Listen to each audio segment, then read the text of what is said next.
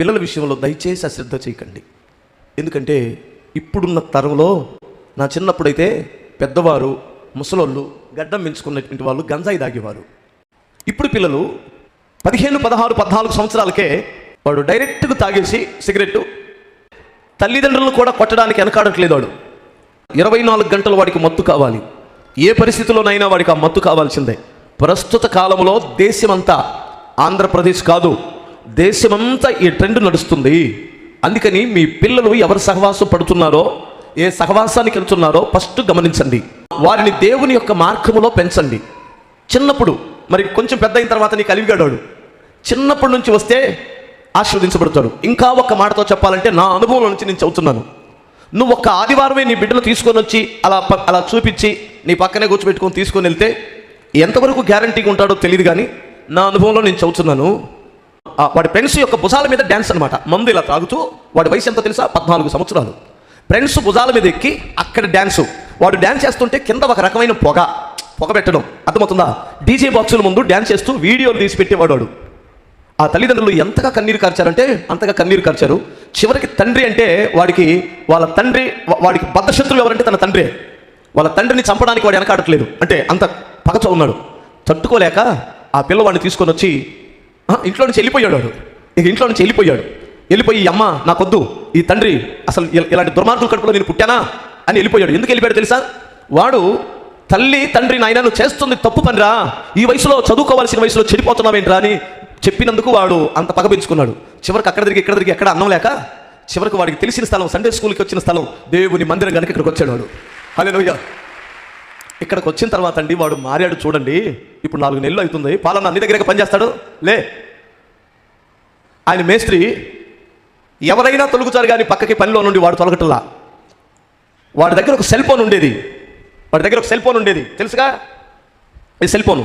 దాన్ని నిర్దాక్షిణంగా అమ్మాడు. ఎందుకో తెలుసా? వాడు ఎక్కడో తన్నులు తిని పళ్ళు కొట్టుకున్నాడు. ఇక్కడ ముందు పళ్ళు పోయినాయి.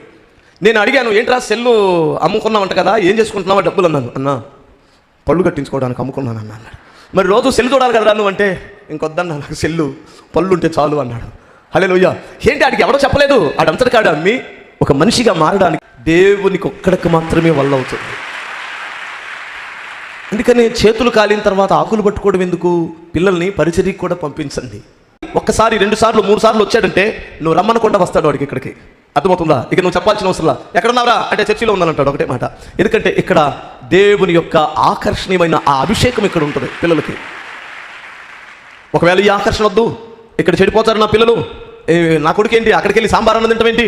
నా కొడుకు హీరో కదా, ఫ్రైడ్ రైస్ కదా తినాల్సింది, బిర్యానీ కదా తినాల్సింది, రోడ్లమ్మడ కదా తిరగాల్సింది, పల్సర్ బైక్ మీద కదా తిరగాల్సింది, ఎబ్జెట్ కదా నా కొడుకు తోలాల్సింది అనుకుంటే స్తోత్రం, నీ ఇష్టం. నీ కొడుకు, నీ కూతురును కూడా నమ్మమాకండి. అర్థమవుతుందా? కొడుకుల గురించే చదువుతున్నానని కూతుర్లు అందరూ సంకలు దాటుతున్నారు, మా గురించి చెప్పలేదని. అసలు కొడుకు చెడిపోయాడంటే ఇంకొక ఎవడికో పుట్టిన కూతురు ఒకటి ఉందిగా. అర్థం కాలేదా?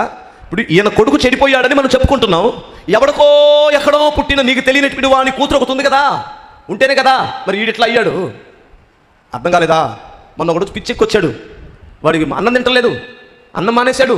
వాళ్ళ అమ్మ నాన్న తీసుకొని వచ్చాడు. వీడు అమితంగా ప్రేమించాడట. అర్థమవుతుందా? వీడి క్రెడిట్ కార్డా ఏదో కార్డు ఉంటుంది కదా, ఆ కార్డు అంతా శుభ్రంగా సహా చేసింది.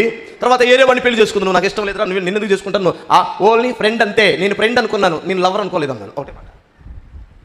పెళ్లి చేసేసి వెళ్ళిపోయింది. ఈడేమనుకున్నాడంటే వీడు నా లవర్ అనుకున్నాడు. వీడు ఆ అమ్మాయి ఏమనుకుందంటే ఫ్రెండ్ అనుకొని బిర్యానీ తిన్నదాడి దగ్గర, ఫ్రెండ్ అనుకొని సెల్ ఫోన్ కొనిపించుకుంది, ఫ్రెండ్ అనుకొని ఇంకా ఏదేదో పనులన్నీ ఖర్చులన్నీ పెట్టించేసింది. అర్థమవుతుందా? ఎంత కంతిని పిల్లంటే ఫ్రెండ్ దగ్గర సెల్ ఫోన్లా, ఫ్రెండ్ దగ్గర బిర్యానీలా, ఫ్రెండ్ దగ్గర ఐస్ క్రీమ్ పార్లర్కి వెళ్ళడమా? ఆయన కొంప ఆరిసిందిగా ఈ లూసిఫర్ పిల్ల. అర్థమవుతుందా? ఇప్పుడు నాశనం అయింది ఎవడో, వీడికి పిల్లను కూడా ఎవడెవడో. ఎందుకంటే ఆ బాధలో లైట్గా దాగి, అన్నా నాకు చెప్పొద్దన్నా, ఇక మన లైఫ్ అయిపోయినట్టేనన్నా,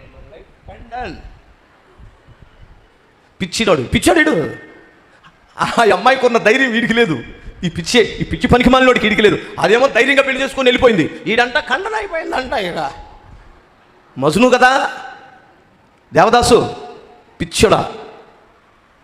ఆ పనికి మాలింది కాకపోతే ఇంకొక దాన్ని నీ తల్లిదండ్రులు చూసి చేసి నీ జీవితాన్ని, ఆ దరిద్రాన్ని తీసేసేదంటేనే సూపర్ జీవితం.